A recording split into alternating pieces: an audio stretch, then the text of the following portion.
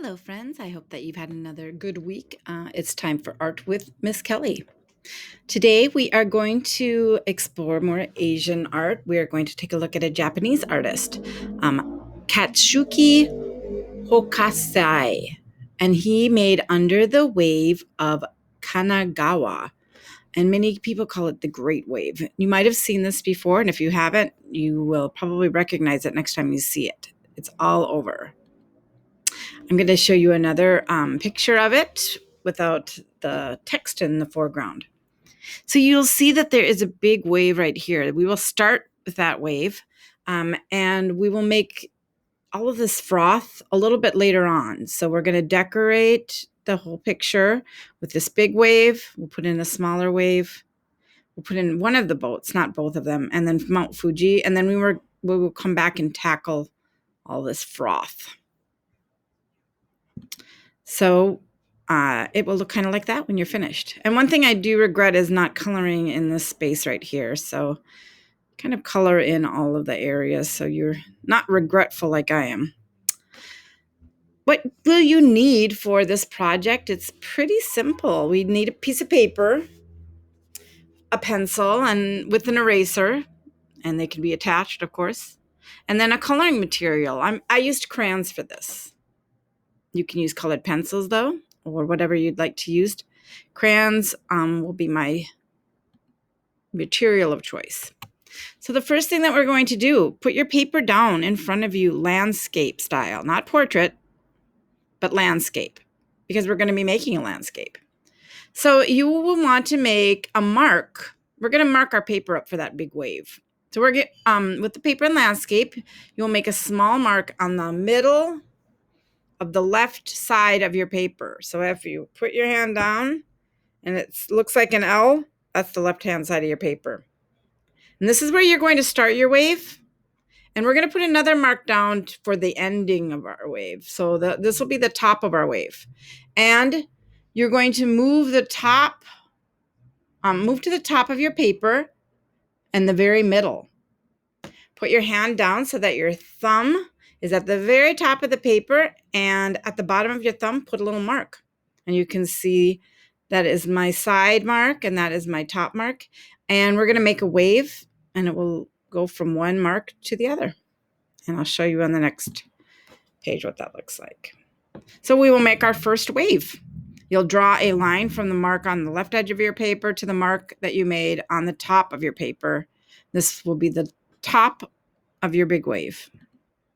Next, we're going to make the bottom of the big wave. So I'm going to use the same measurement that I did for the top. I'm going to go to the top of my big wave. And I'm going to put my thumb down and I'm going to make another mark.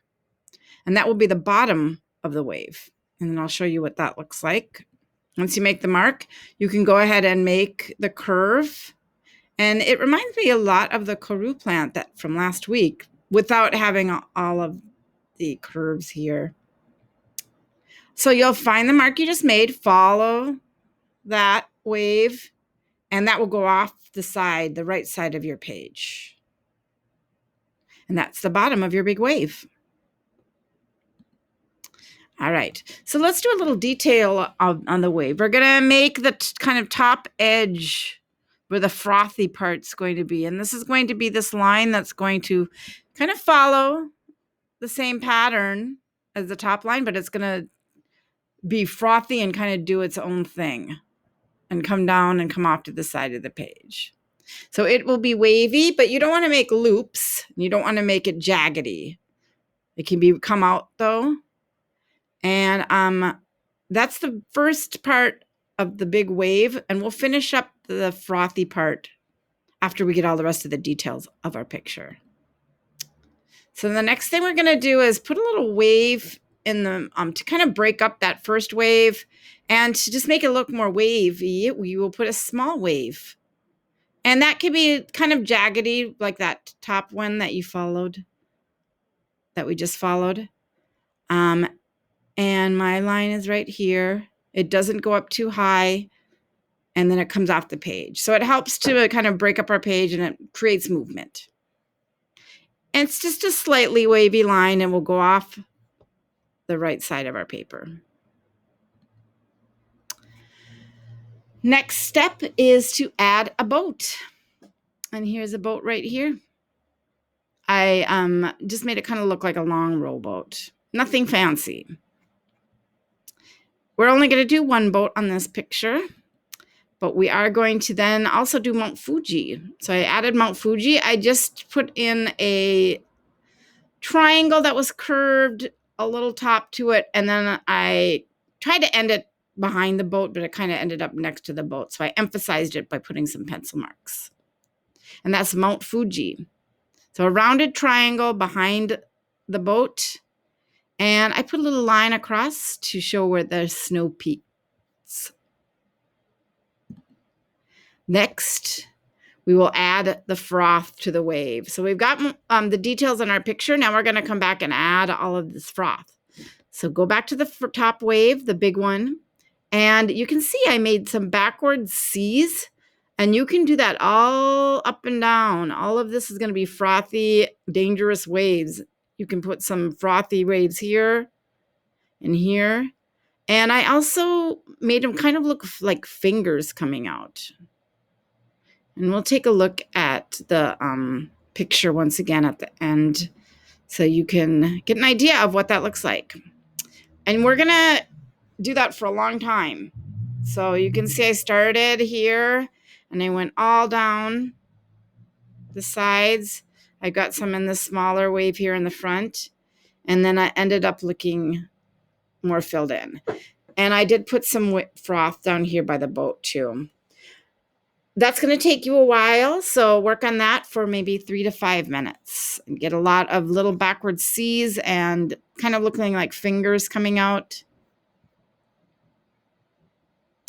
After you're finished with that, let's draw some movement on our waves, some stripes. So I just followed the curves of the original wave here.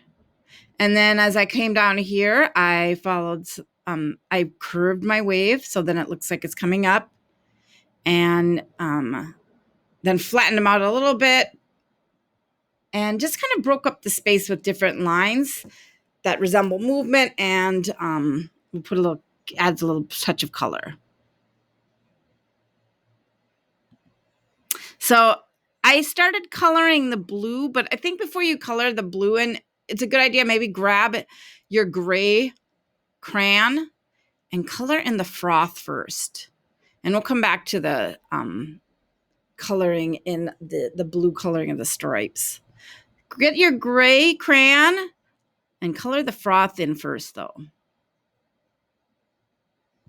And the next page is where I should have started my stripes. So grab a few different colored darker blues, maybe 3 or 4, and start coloring in those stripes with different darker colors, making it look kind of like ominous waves. And once again, I kind of regret not filling this part in. So just get as much color as you can. Remember, we broke up this space, so it makes it a little more interesting. So color the stripes.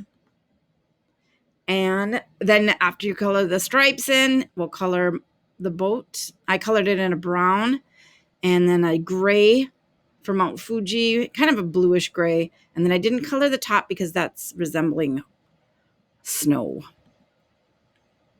After that, I did a wash of gray, and I did end up collecting some of the dark blue came through the sky. So be careful when you're coloring. I should have turned my paper upside down and colored the sky. So a light wash of gray. And then to finish it up, I did a wash of yellow. So it looks like an ominous sky, but the sun is kind of trying to peek through. And that should complete your picture. So I'm going to, that is the final picture, but I'm going to stop the screen. And let's just go ahead and go back to the second slide so you can just take one more look at the great wave that's called Oftentimes. And there you go. So if you haven't finished all the details, take a look at this picture and get some more information and try and kind of replicate what you see. We didn't get all the details. We didn't get the little bubbles. We didn't get the second boat. The sky isn't exactly like our artist, but hopefully you got a pretty good representation of the Great Wave. And that's it. I hope that you had a good week, and I'll see you for our final week of art next week before you're on your summer break.